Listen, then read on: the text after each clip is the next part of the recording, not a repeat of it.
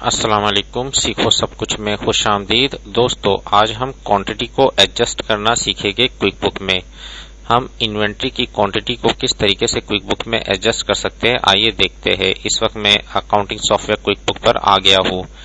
अगर हमें quick book में आइटम्स की डिटेल्स देखनी है तो हम आइटम एंड सर्विसेज पर आएंगे, तो यहाँ हमें ऑन हैंड क्वांटिटी पता चल जाएगी कि डेल 755 की ऑन हैंड क्वांटिटी क्या है और HP 7900 की ऑन हैंड क्वांटिटी क्या है।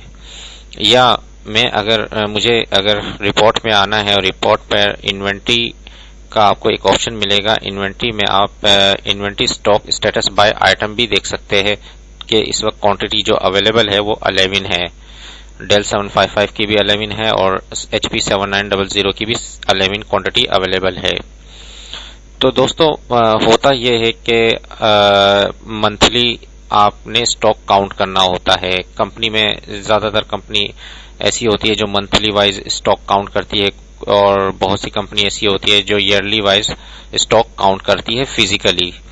तो हो सकता है कि अगर आपने स्टॉक रिपोर्ट निकाली और फिजिकली जब आप काउंट करो तो हो सकता है कि फिजिकली जो क्वांटिटी है वो कम आए।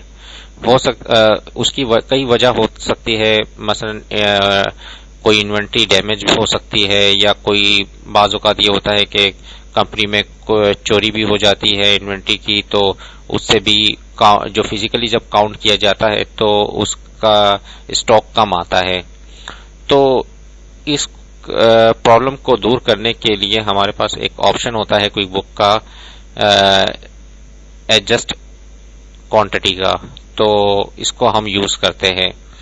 तो वेंडर पर आप आएंगे तो यहाँ आपको ऑप्शन मिलेगा इन्वेंट्री एक्टिविटीज का, यहाँ आपको मिलेगा एडजस्ट क्वांटिटी का। तो जैसे ही आप एडजस्ट क्वांटिटी पर क्लिक करेंगे तो यहाँ हमें बता रहा है कि डेल 755 की जो करंट क्वांटिटी है वो 11 है और HP 7900 की करंट क्वांटिटी 11 है।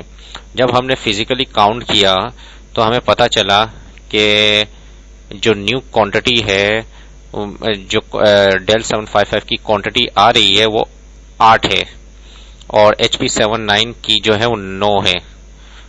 तो जब आपने फिजिकली काउंट किया तो आप जाहिर सी बात है तो उसमें कोई हो सकता है कि वो डैमेज हो गई हो या कोई चोरी हो गई हो, तो आपने जो है वो क्वांटिटी आपने न्यू क्वांटिटी यहाँ लिख दीजिए।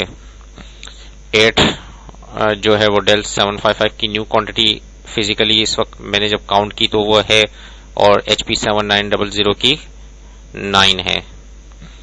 तो जैसे ही मैंने ये दोनों एंट्री की तो ये यहाँ से क्वांटिटी डिफरेंस आ गया -3 और -2 का। तो यहाँ से एडजस्टमेंट अकाउंट भी दे रहा है, तो एडजस्टमेंट अकाउंट में आप यहाँ से अकाउंट चूज कर सकते हैं। एडजस्टमेंट अकाउंट पर मैं आ जाता हूँ। यहाँ मैंने एडजस्टमेंट अकाउंट को यहाँ अगर आपको कोई भी क्योंकि ये हमारा एक्सपेंस हो गया है तो यहाँ से मुझे कोई एक्सपेंस अकाउंट सिलेक्ट करना है। तो यहाँ अभी मुझे कोई एक्सपेंस अकाउंट ऐसा नजर नहीं आया, तो मैंने ऐड न्यू अकाउंट पर क्लिक कर दिया। ऐड न्यू अकाउंट पर क्लिक करने के बाद यहाँ मैंने अकाउंट नेम दे दिया एडजस्ट क्वांटिटी का।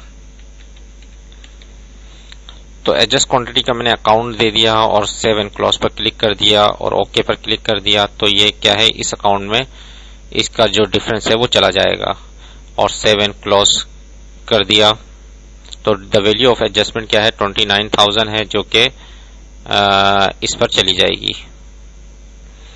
एडजस्ट क्वांटिटी पर। सेव एंड क्लोज कर दिया।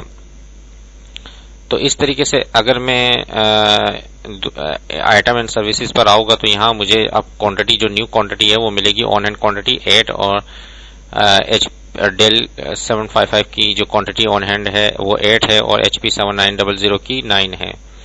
इस तरीके से अगर मैं रिपोर्ट देखना चाहूँ तो इन्वेंट्री पर आकर inventory stock status by item पर जैसे क्लिक करूंगा तो यहाँ भी मुझे अपडेट नजर आएगा। तो देखिए दोस्तों, किस तरीके से आप इन्वेंट्री को एडजस्ट कर सकते हैं। महीने के आखिर में एडजस्ट इन्वेंट्री करवाकर जब आप फिजिकली काउंट कर ले तो फिर उसके बाद एडजस्ट करवा ले ताकि आपका रिकॉर्ड मेंटेन हो जाए। उम्मीद है कि ये वीडियो आपको बहुत पसंद आई होगी। लाइक और सब्सक्राइब करना मत भूलिएगा। दोस्तों, आप मेरे चैनल को सब्सक्राइब जरूर कीजिए ताकि कोई भी नई वीडियो आए तो उसका नोटिफिकेशन आपको मिल जाए। Thanks for watching. Allah Hafiz.